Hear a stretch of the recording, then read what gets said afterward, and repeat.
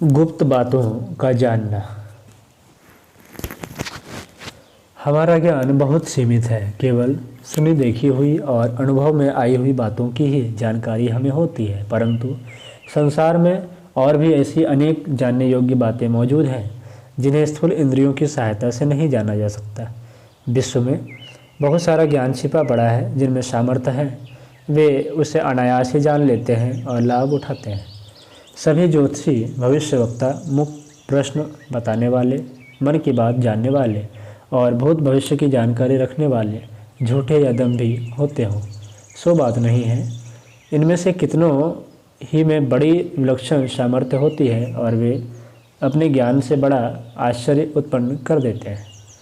जिस अवस्था में दिव्य ज्ञान का अनुभव होता है उसे समाधि अथवा क्लेरिवायंस कहते हैं। क्लेरिवायंस का तात्पर्य है स्पष्ट देखना।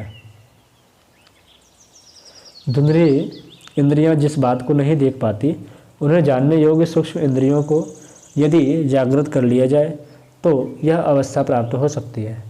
बाह्य मस्तिष्क की घुड़दौड़, तर्क श्रृंखला और अस्थिरता एवं सांसारिक झंझटों का बहुत अधिक दबाव जब मन के ऊपर पड़ता है तो वह धुंधला हो जाता है। किंतु यदि हम अंतर्मुखी होने का अभ्यास करें, बाहरी झंझटों की अपेक्षा आत्म साधना में अधिक मन लगाएं, तो हम समाधि अवस्था के निकट होते जा सकते हैं।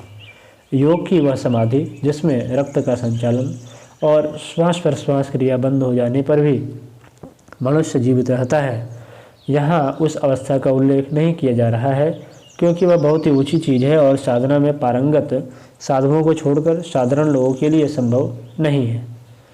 छोटी श्रेणी की समाधि साधारण लोगों को भी प्राप्त हो जाती है और इसके लिए संज्ञाहीन होने की कोई आवश्यकता नहीं है।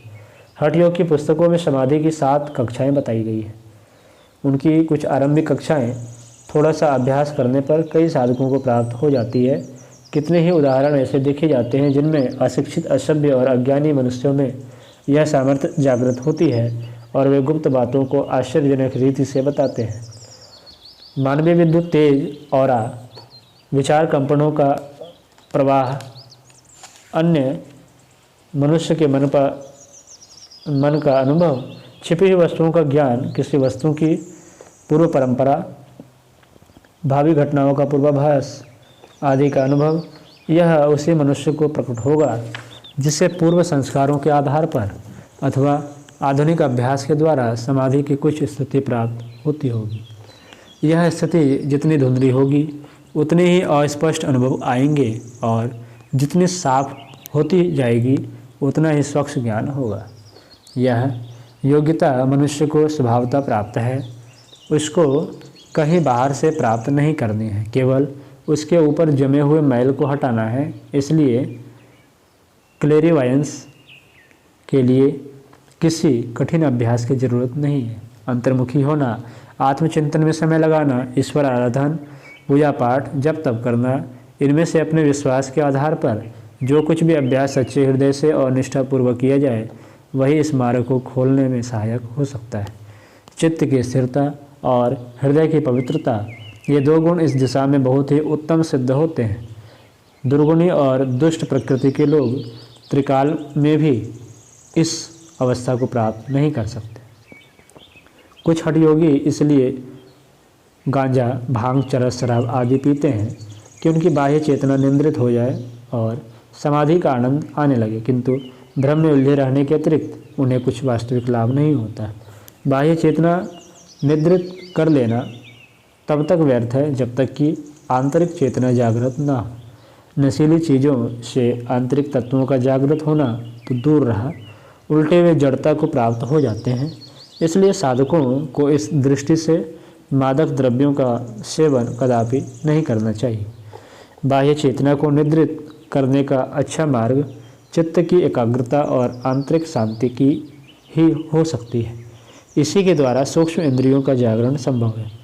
जो इस विषय का अभ्यास करना चाहते हैं उन्हें उचित है कि अपनी कोई प्रिय वस्तु चुन लें और बहुत समय तक उसी पर ध्यान केंद्रित करने का अभ्यास करें।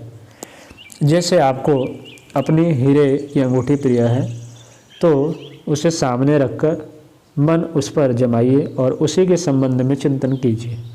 10-5 मिनट प्रतिदिन इसका अभ्यास करने से अंगूठी और हीरे के संबंध में बहुत ही सूक्ष्म बातें ध्यान में आने लगेगी। निरंतर 6 सप्ताह के अभ्यास से बहुत लाभ होगा। आरंभिक अभ्यास किसी जड़ वस्तु पर से किया जा सकता है। 6 सप्ताह बाद मानसिक ध्यान करना चाहिए। अपने इष्ट देव की मूर्ति का मानसिक ध्यान करने और उनके अंग प्रत्यंगों को स्पष्ट देखने का अभ्यास करने से सूक्ष्म चेतना बहुत साफ होती जाती है और धीरे धीरे प्रत्यक्ष बातों की जानकारी बढ़ने लगती है। क्लेरिवायंस के लिए गांजे का नशा नहीं, आत्म साधना का नशा होना चाहिए। सांसारिक कार्य करते हुए भी यदि संसार में से भूले रहें और आध्यात्मिक लोक में भ्रमण करने का अभ्यास डालें तो यह दिव्य शक्ति हमें धीरे धीरे प्राप्त हो सकती है। दूसरों के मन की बात जानने में, स्वभाव जानने में, इतिहास जानने में अपनी आरंभिक योग्यता की परीक्षा शुरू करनी चाहिए।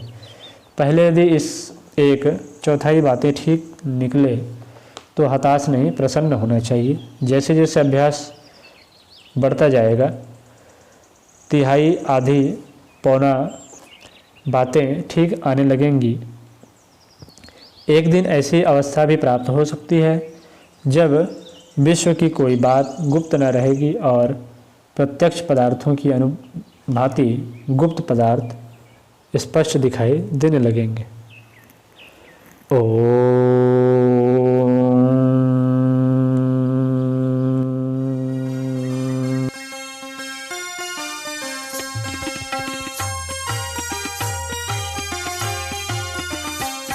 चलो गुरुदेव के सपने सजाने की शपथ ले लें। चलो गुरुदेव के सपने सजाने